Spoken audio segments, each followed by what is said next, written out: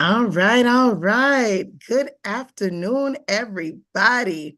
Welcome to Talk Tuesday, a series that is dedicated to empowering youth and families. This series is being brought to you by Steps Foundation, Inc., where advocacy meets education for the betterment of young minds. I am Abigail Ellis, your host and founder of Steps Foundation, Inc. This month, y'all, I'm so excited because we're diving into some amazing topics to help our teams and families by talking about college and career readiness. So we are navigating the path to your future, and we know that a lot of times it can be overwhelming, but we're here to break it down with you guys a little step by step, right? So, throughout the month of October, we're exploring different career paths, including vocational and technical options. We're guiding you guys through college application processes, understanding like what that looks like and how it even looked for some of us. We're talking to you guys about planning financially for your future and helping you guys build resumes that kind of stands out so that you're able to get into the workforce. So we're excited that you guys are joining us and we want you to continue to join us each week as we provide the tools and insights you need to confidently take the next step in your education and career journey. So one thing about it is I'm always excited to see my guests with us and those that are not guests, because we got some amazing people that kind of hang out with us every week, like Smitty. And look, I love the conversations because they're always so powerful. And shout out to my team for coming in and doing the thing. So I am now going to turn it over to the beautiful Miss Jackie so she can handle the questions for this evening. Hey, hey. Hey! So the first question I have for everybody this evening is, what are the first steps teens should take when they start the college application process?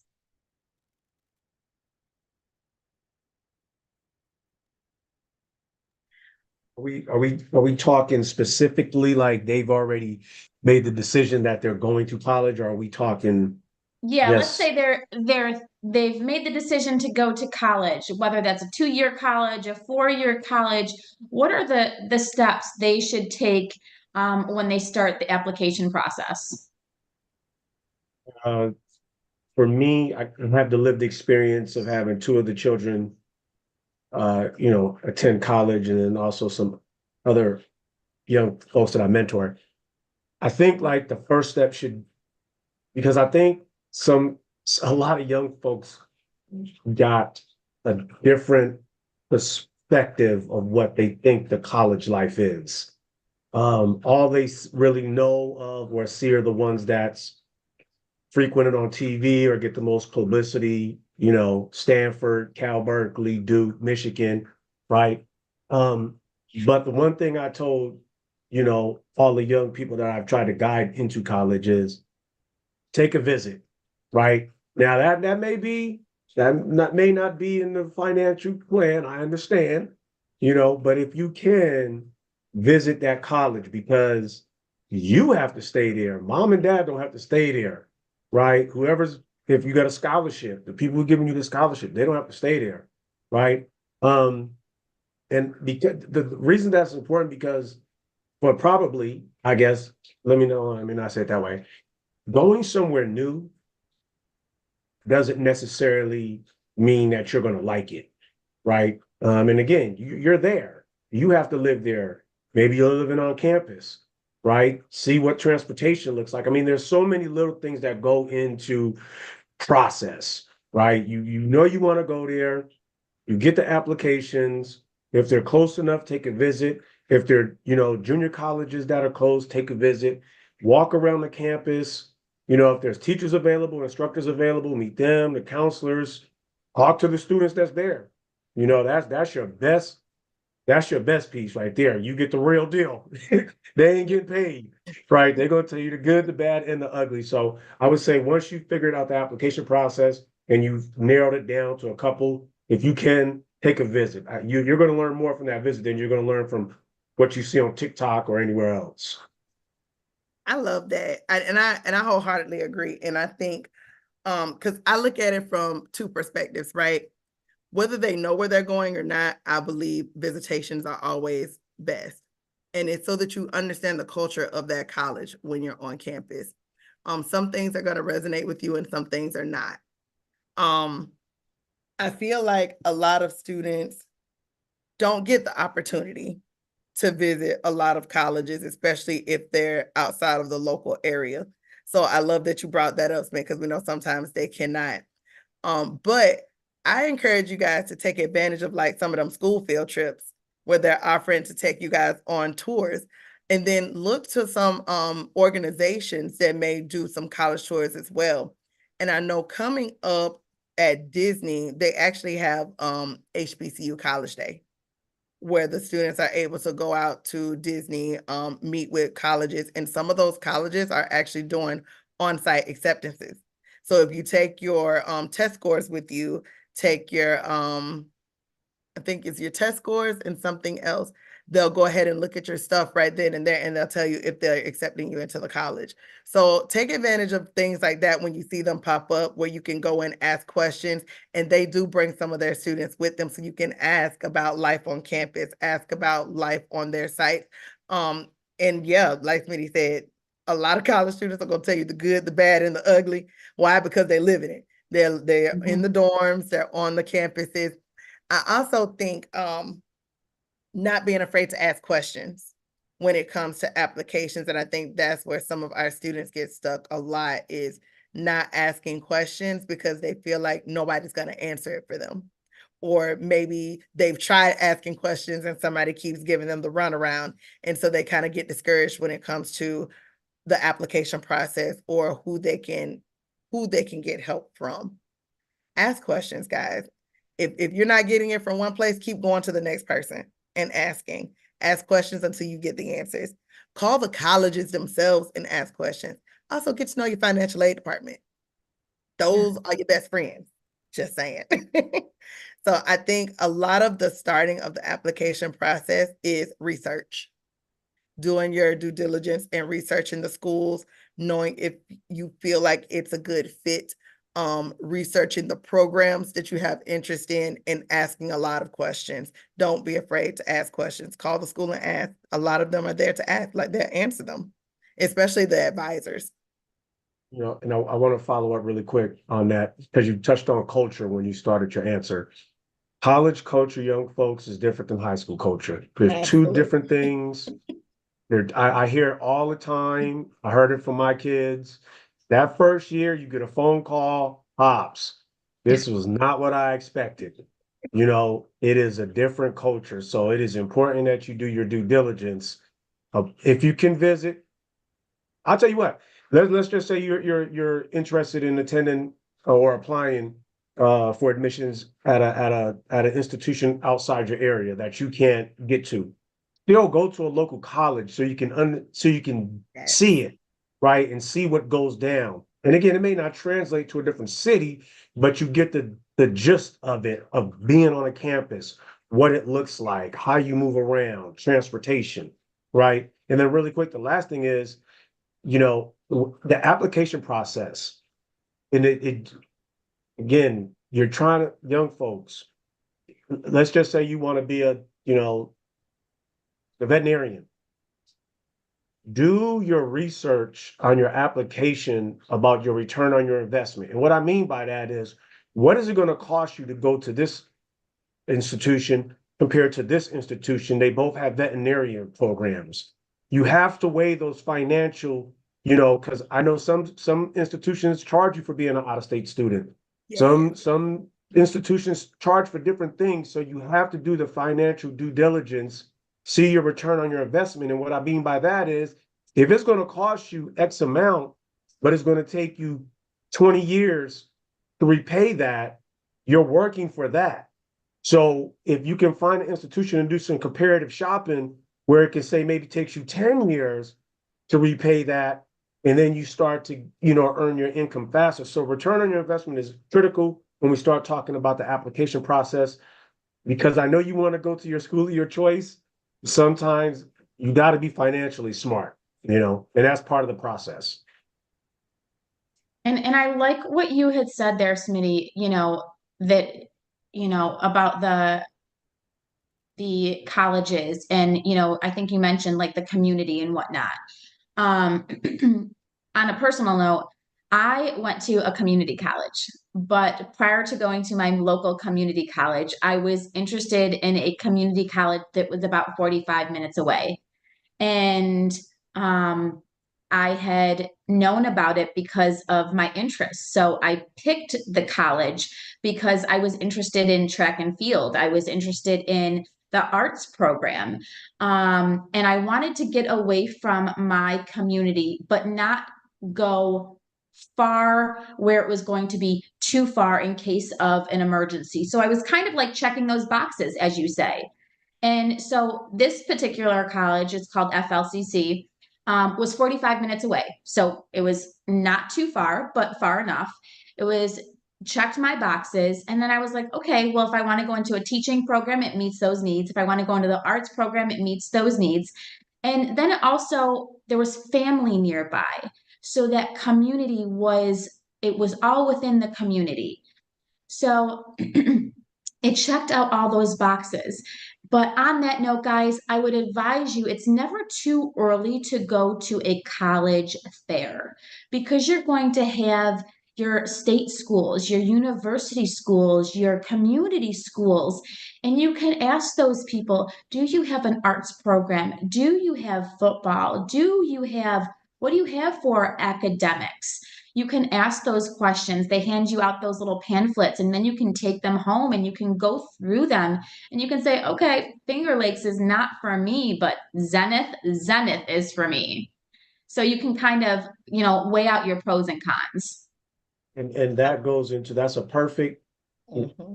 that's a perfect description of how you should enter into it, right? And then also on that, because I think, this is why this is great, right? Young folks, I wish I would have had this, right? So I know in our area, to your point about visiting and trying to figure out where it is you're trying to go, whether they have a track team, whether they have archery, like whatever it is, you have to find it, right? But then I think the most critical part, and this gets overlooked for the most part when we start talking about the application process.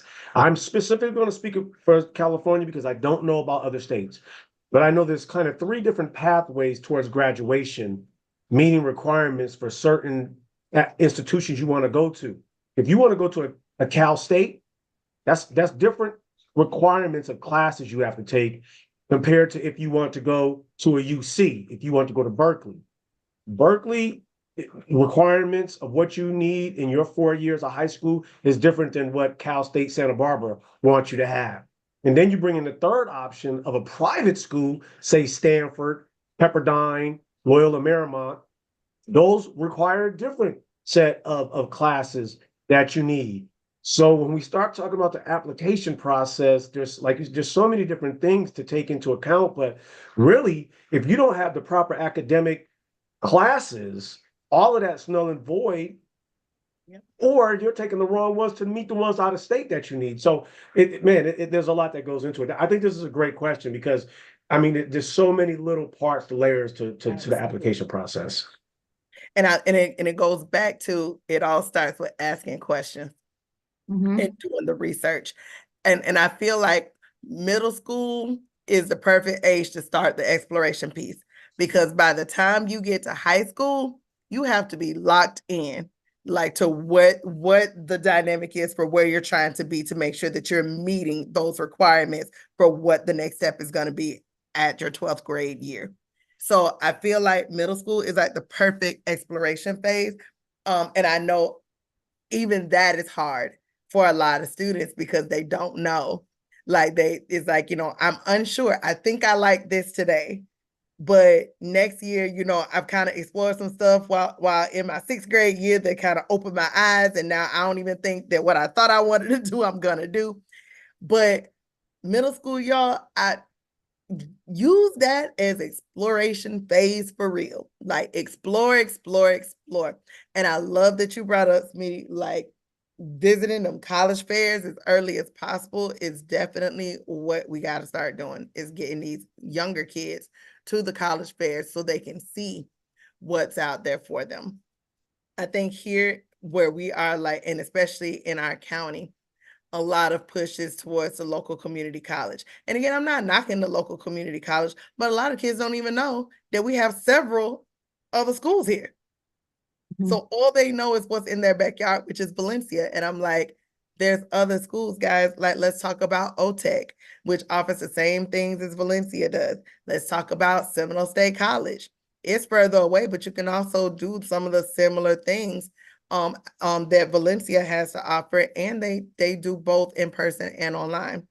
Um, a lot of the kids, like, they know of UCF as a larger college, but then they don't know about your Rollins College or Full Sail or what's our other one? Because we have several. And then Barry University is also here. So I mean, there's so many other options for our students. Yes, they're gonna cost money. Look, we know that they're costly, like that some of these schools are very costly. But again, knowing what to expect is what the key is. Like, you guys need to know what to expect and what the expectation at those schools are going to be. So I think research very early on is definitely what's needed for us to make sure that students are getting the best bang for their buck, if I put it that way. You know what? Also, sis, again, there's many layers to the application process. To your point about the introductory phase, 7th and 8th graders, we know your mind is going to change. It is natural. Yep. Don't feel like you're stuck. Say, oh, I want to do this in 7th grade. Totally natural to change. But with that, the next layer to that goes along with the application process is the introductory phase of, what do I want to do with my life? Like, and it's not that, see, and here's the conundrum. That's a big word for me. Here's the conundrum is what you want to do and what you like to do may be two different things. Let's get that straight. Yeah. So when we start talking about this application process of you applying to these different institutions, you have to put some thought into it. What I want to do and what do I like to do? Yeah. You may want to be a veterinarian until you become a veterinarian. You'd be like, man, I don't like animals like I thought I did. They're not all, because you're probably thinking, oh, I just get to work with the cute little puppies and the baby animals until you have to work with the unruly old animals, So again, the due diligence of figuring out what you want to do and then what you like to do, two different things. I even think, Smith, that ties back into even our conversation last week, right? About those internships and job shadowing opportunities. And this is why the topic all goes so well together when we talk about college and career, because it starts with what you've been exposed to and what you're seeing to know if you even have a level of interest in it. And I love that you bring that up. But yeah, like, we don't expect our middle schoolers to stay on the same path forever long. We expect y'all to change your mind. We actually want you to change your mind before you get to college. It's called evolving. It's called evolving, right? And then I think I'm not sure who it was, but they spoke about they didn't like reading before in one of the previous shows. And then it took them to be introduced to reading, right? Now, imagine that takes you into wanting to become an author or a screenwriter or something. So again, like you said, got to introduce it, internships. It's all part of the application process.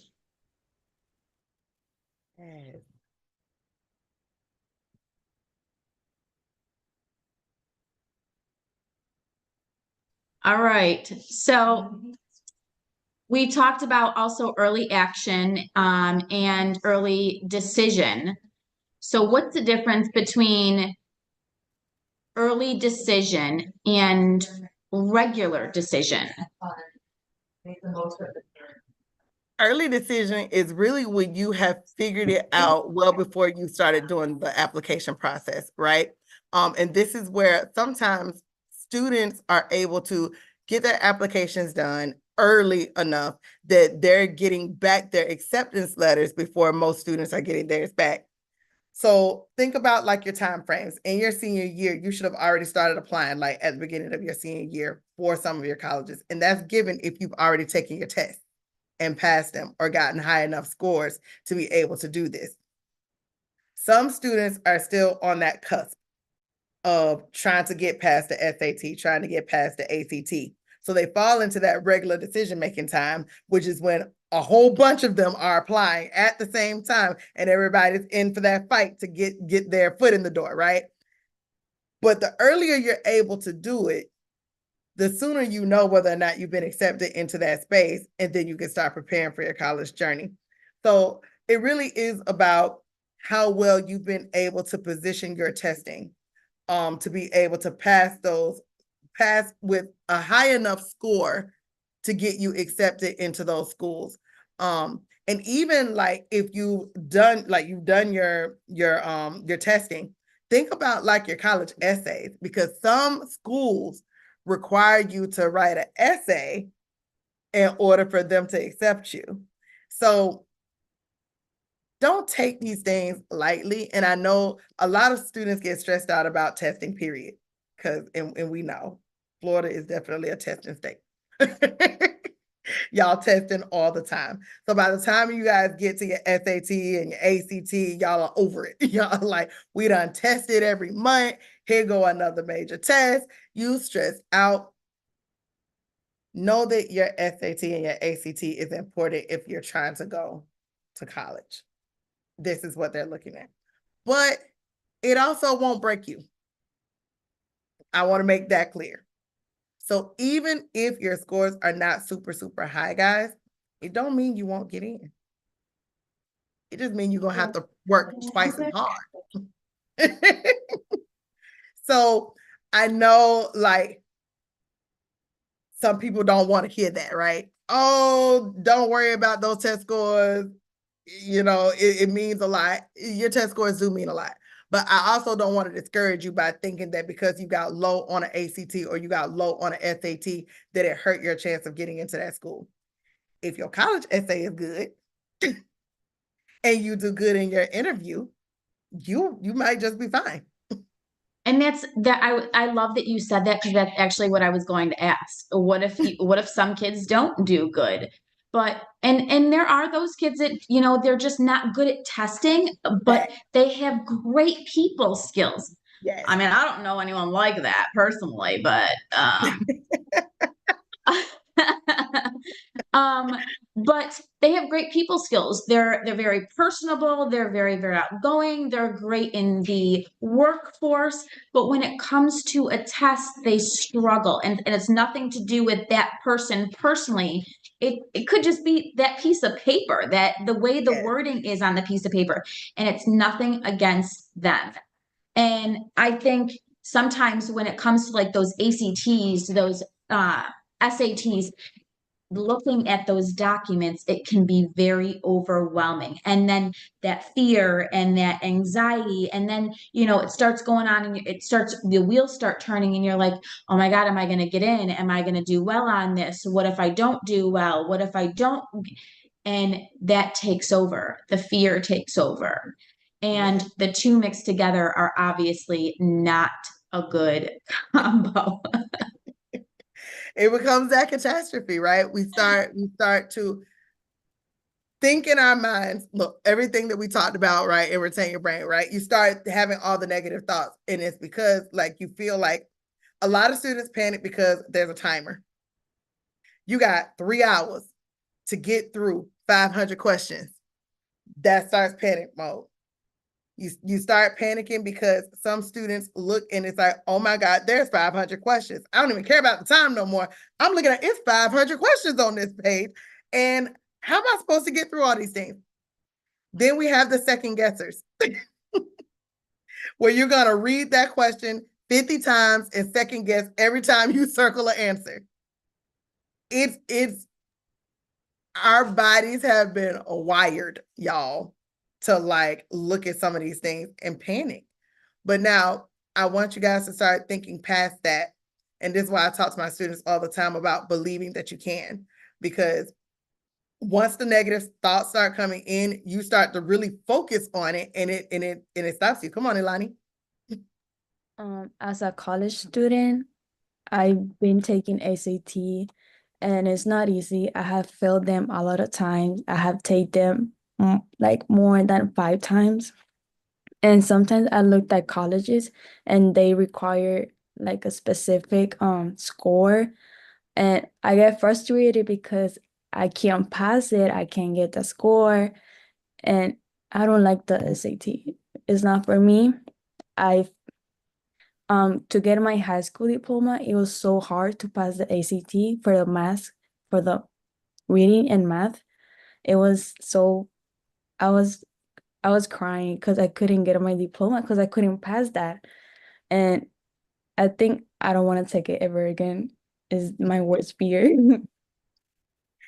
I definitely understand that. And I think a lot of the students have some of those very same fears. And it's so bad, like at this point, a lot of students drop out of school simply because they can't pass the exam. They've done all the work all year long, every year, and the exam is what makes them drop out. So imagine that, right? I gotta say this, and I'm glad Alani brought it up. You know, I have my personal thoughts about ACT and SAT. I know why they're there. I would say I don't personally believe that they're designed for you to complete or exceed them, to do outstandingly well. They're not designed for that. Now, there are a few individuals, yes, they can do that. That's great, wonderful, right?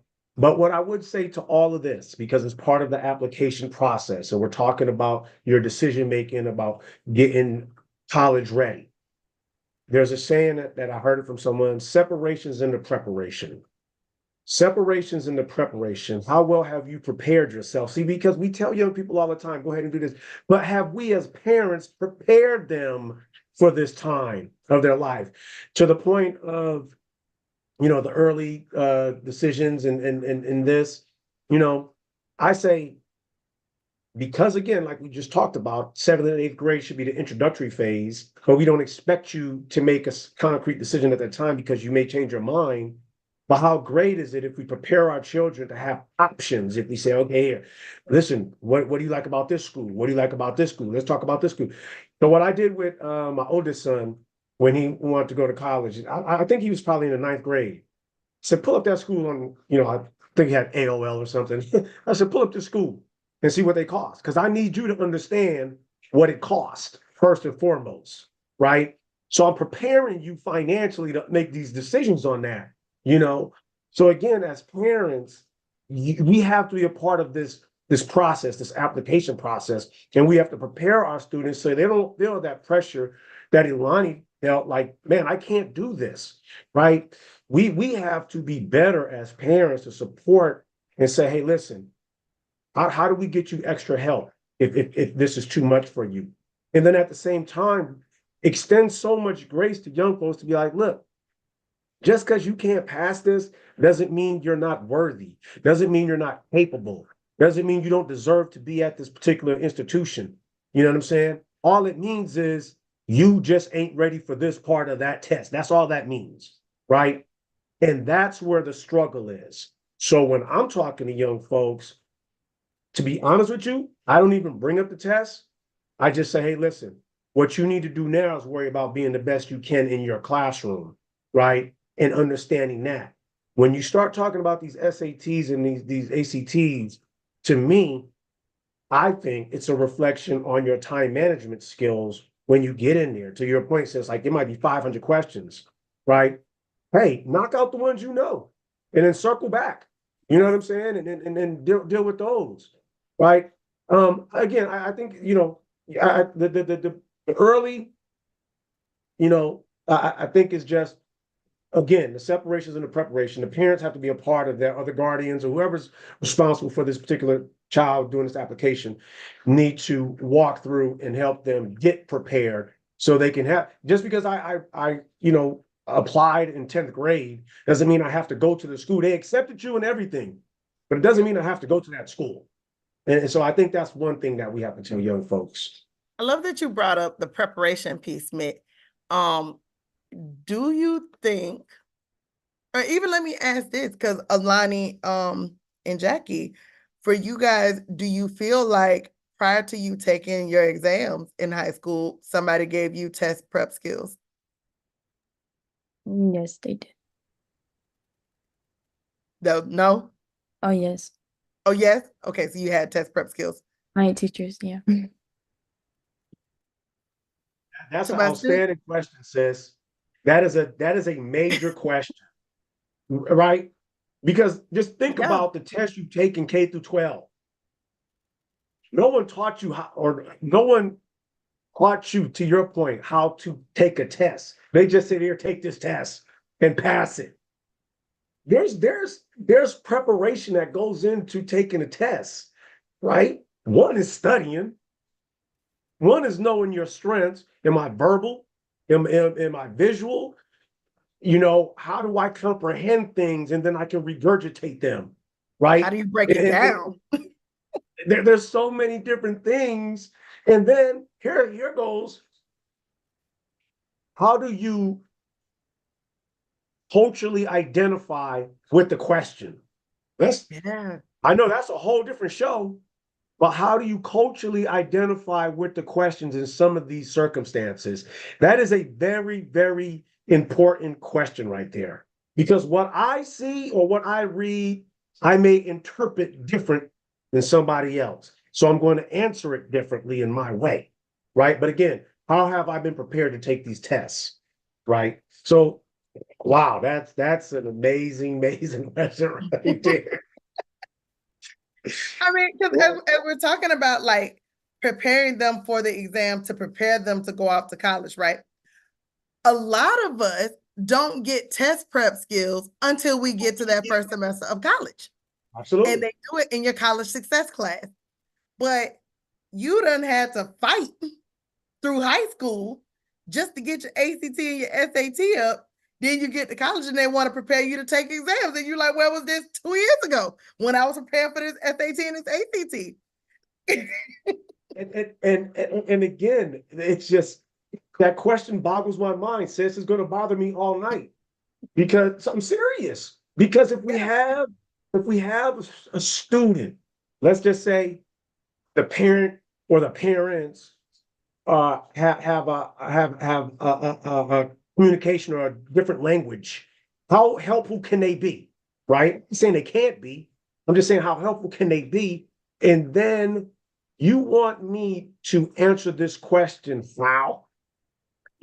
How am I supposed to answer this? Right now, in the classroom setting, K through 12, when I take a test, I just get the answers wrong, red mark, or whatever the case is. And it's not that the answer was wrong, you just didn't phrase it properly. Like, to your point about learning how to take tests, right? Like, man, that's crazy. That's crazy. And our young folks shouldn't, they shouldn't suffer for that. I'm sorry. I agree. I agree. All right. So our next question is what role do recommendation letters play in the application process? And how can students choose the right people to write them? Which I think is a very important, like that's so important. Like just thinking back to myself, I had a teacher who I was very, very close with. She inspired me. And that might even be something that they might want to, look into. Who inspires you? Who motivates you? Who do you look up to that makes you want to be a better individual? I love this question because I love recommendation letters. Um, I think a lot of students, and again, this is going to depend on the types of things that students are involved in. So we got students who are overachievers, right? So they're the ones that go above and beyond. They're outstanding in community service work. So they'll have a plethora of people to get recommendation letters from. There's typically like your teachers, your guidance counselors. If you're a person who's going to church often, like you can get it from your church pastor or whatever religious leader you have. And then if you're into community service, like it starts with whoever you're doing community service with that is able to write recommendation letters. Your recommendation letters are simply, it's kind of like that attestation of the type of person you are. They're writing about your character. They're writing and saying that they believe that you would be a good fit in this school because of things that you have done with them or things that they see and recognize in you. There are some students who still don't know that they should be getting community service hours. There are some students who haven't built rapport with teachers. And so they don't know where to get these types of recommendation letters from. And I can tell you guys, the letter don't need to be written by your parents. The school expects your parents to say great things about you. Okay. So you don't want it to be something that comes from a parent, but you definitely want it to be somebody outside of the home that can at least put it on a letterhead of some sort. For my students who feel like they are not in the know, you don't have access to a person, try to find somebody to connect to outside of school. I don't care if it's an organization that you volunteer with for 2 days. Make a connection so that you'll be able to get a recommendation letter and do good on the site. So don't show up with an attitude. Don't show up like I'm just here to get this letter. Show up and really put effort into what you're doing so that they can get to know who you are. And again, y'all know I'm big on networking, and especially when it comes to our students. You guys, when we say it's not what you know all the time, it's who you know. The people who you work with, even if it's just for 2 days, if they like your work ethic and they believe in you and what you do, they will write you phenomenal letters. They will help you find opportunities to get to where it is you're trying to be. So show up as your best self so that you can get the things that you desire to have. Okay, I'm off my soapbox. Come on, Spit. That is an awesome soapbox, sis. And I'm going to get on my soapbox, so you're going to have to extend me a little bit. We talk about social capital a lot. And young folks, everybody in your circle is your social capital, right? And I talked about this last week, going up and coming down. You're going to see those same folks going down, you see going Yes. up, right? So you better be nice to somebody at some point in time, right? But reference letters, they are extremely important because, like Sis said, they speak to who you are as a human being, right? You could be the smartest brainiac known to mankind, and I know a lot of them, but they lack the common sense and the people skills that just make them a complete buffoon, if I'm just trying to be honest. Me, I tell you what, I'm gonna get on my soapbox. If you need a reference letter, call me. Call me. You know what I'm saying? I've written 4 letters, and I'm going to read in part. I have to because I want you to know how serious it is. I'm not going to read the whole thing, but I'm going to read in part some of what I wrote. One young lady got accepted to Cal Berkeley. Another bruh got accepted to Cal State. The other 2 went to some other colleges. They're outstanding as well. However, with absolute enthusiasm, this correspondence will serve as evidence to the character and the reference, the human being that this student is. Go on. I know the template is to expound on so-and-so's academic work and involvement in extracurricular activities. However, I do not subscribe to the cookie cutter template. I speak in matter of facts. The fact that student has decided that a college education be part of the legacy is a clear proclamation to his accepting this diligence that accompanies his life pursuit. Said students' mental maturity to stand in direct defiance of stereotypes, labels, and generational burdens is a testimony to his commitment to education. Moreover, education is just a fraction to the wholeness of his life. I am humbled, I go on, and I'm finished. I am humbled. Said student entered my existence. You as well, said school, deserves to share my feelings. You will do your person and institution a great honor by allowing said student to be an ambassador of your continued legacy. Hey, I love that. I got one feedback, and he said, Mr. Russell, He said, they asked me, did I use AI to write that?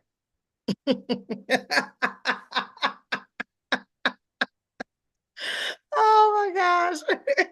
References go a long way, and it Yes, they depends on do. who's writing them and how they use the words. They're important, the Yes, words they that do. they're using. Again, you could be the greatest student, the greatest person, but if the words aren't right, it's just going to be a regular cookie cutter letter, and they get a million of them. You have to stand out. You have to stand out. The letter has to stand out. And I love that we're even talking about the reference letter, right? Because reference letter, y'all, goes both ways, college and career. Those reference letters matter when you go to workforce too.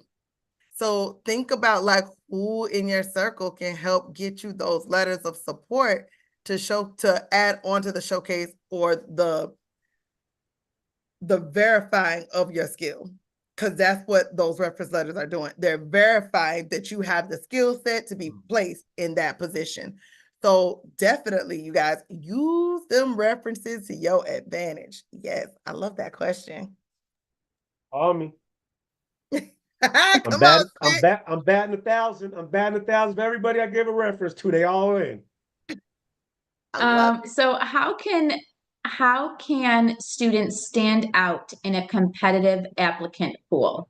Let's say they're looking at a community college to save some money.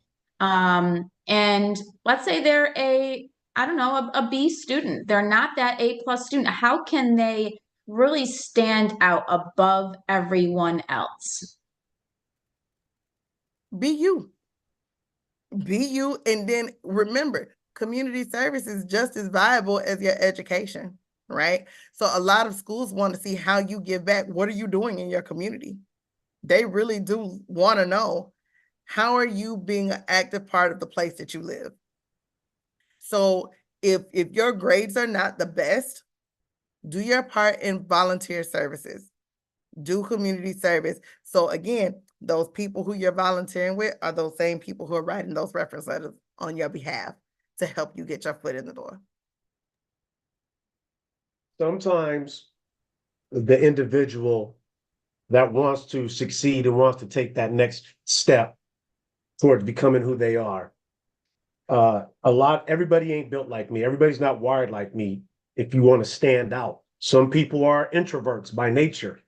So the challenge is inherent, right? I want to be here and I want to get accepted, but I'm my makeup. I'm not the rah-rah person. I'm not the hey, look at me, So that's a challenge in itself. But to Sid's point, be you, be who you are, and be consistent with it. Be consistent with it because, you know, sometimes I know there's the saying, the squeaky wheel gets the grease, right?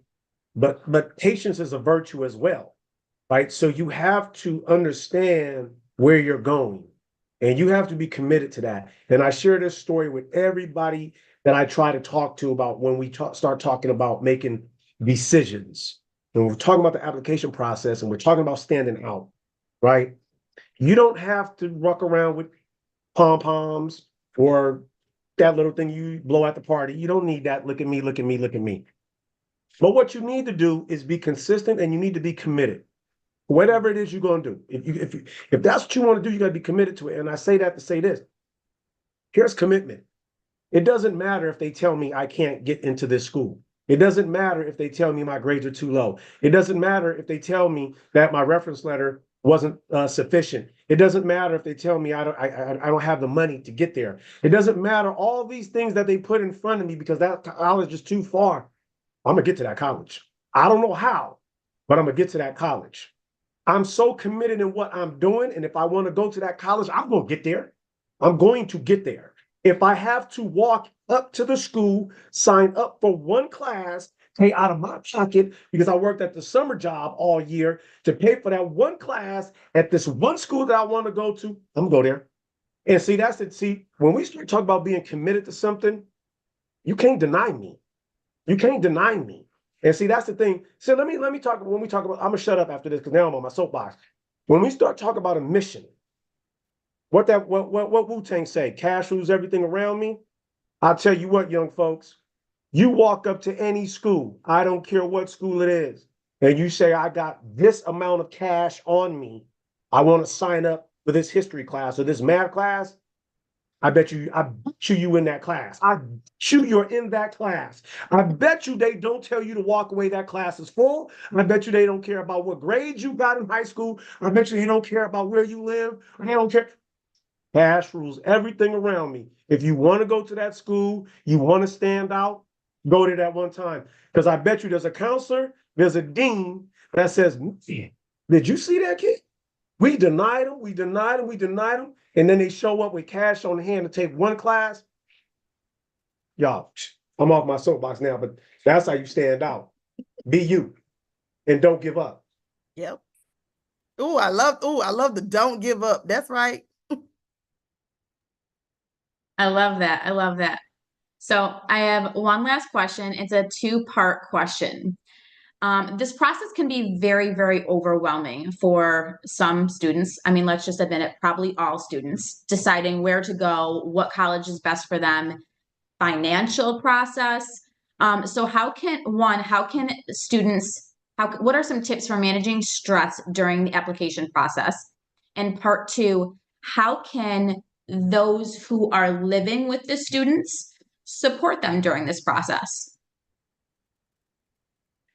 I love the what can we do to help them manage the stress piece.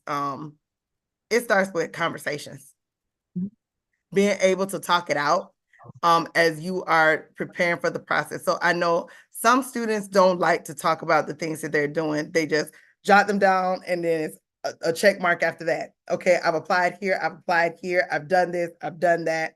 And you're not including other people in the mix because you're trying to be independent. But all the while you're still overwhelming yourself. Talk to people. Whether it's you're talking to your guidance counselor about the things that you're feeling while you're going through the process, or your parents. Guys, include your parents in it. And I say that include your parents if you feel like they're supporting you along the way. Now, I know that there are some students who do not have that support piece when it comes to what their academics are looking like to get into college. Find the next closest thing to you of somebody who is supportive to you that you can use to bounce those things off of, because it will get overwhelming. You will feel stressed out and you're stressed before you even walk on the college campus. And it becomes a ripple effect. So I do say, learn to take a deep breath, learn how to create a mindfulness platform or a mindfulness technique. Shameless plug. If you don't know about mindfulness, we got a 6-week self-care series coming up that teaches you about mindfulness. So you can come on over and hang out with us for the next 6 weeks so that you can learn some things to go in your toolkit to help you aid in that process. But I do believe it starts with having a good person to talk to that you can relieve some of that stress off of you. Especially as you're getting frustrated with some of the parts and pieces. Know that everything will not always go the way that you want it to. And that's okay. And I just want to bounce off of that for a quick second. You mentioned the mindfulness part, and whether you can afford that private school or that university or that state school or that community school, tell yourself, I am worthy. I am deserving. I can do this. I will get in. I deserve this education. And when you start claiming that, it's going to switch from that negative mindset to that positive mindset. And as you start doing it daily, you're going to start realizing that your thoughts are a bit more positive. And if you don't know what to say, maybe just claim what you're grateful for. I'm grateful to be here. I'm grateful for my education. I'm grateful for getting an A on this test. I'm going to go to college. I am grateful for college, because as you start claiming it, more good things are going to happen. I'm done.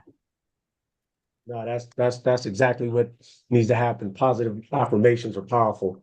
Yes. I'm about to make a contradictory statement when we start talking about, the health, the stress. Young folks, do not accept mediocrity, but at the same time, understand that failure is a part of life. You ain't gonna get everything you want. Let that one sink in. It's not. You're just not. Yep. But don't accept mediocrity, right? Do what you got to do to get to where you want to go, and don't accept mediocrity. The other one I want to say is parents, guardians, or if you just young person on your own, doing this on your own, and I commend you. My heart goes out to you. If you're doing it on your own, get a schedule, put it up on your calendar, put it in your phone. This week, I'm not doing no college related stuff. I'm not seeing where my progress status is. I'm not seeing if my funding's there. I'm not seeing anything. I'm gonna focus on me or my where I'm at present, being mindful. I'm present right here. This is where I'm at. This is where I'm at. Can't worry about this because if you worry about it every single day, now it consumes your life and you become a shell and you start to think too much. Take a break. At least, I would say at least once a month, whole week. No college stuff, just relax and enjoy being in high school. Enjoy being in high school. Because when you get to college, you're gonna be like, man, I wish I was back in high school. And then when you get out of college, you're gonna be like, man, I wish I was back in high school. Block off that week, enjoy being a high schooler. Because you only do it once. That's my two advices for those questions. Thank you for tuning into this week episode of Talk Tuesday. Whether you're planning for a career right after high school or preparing for college, we hope this conversation provides valuable insights to help you guide on your journey. The path to your future can be challenging, but with the right tools, resources, and mindset, you can navigate it with confidence. Before we go, don't forget to check out our upcoming events on the foundation. We still have room in our programs virtually and BBL library. We would love to see you there. Visit our website for more information or check our social media pages. This month, we were starting our 6-week self-care services that teaches the family valuable coping skills to work on together. Be sure to register with us.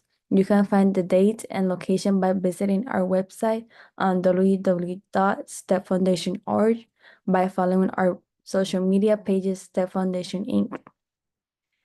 Remember, the future is in your hands, and every step you take toward your goals in progress. Whether you're exploring career options, applying for college, or building a resume, stay focused, stay determined, and know that you have strength to create the future of your dream. We're here to support you every step of the way. Be sure to check out our website for more resources, and we will see you next time on Talk Tuesday. Thank you.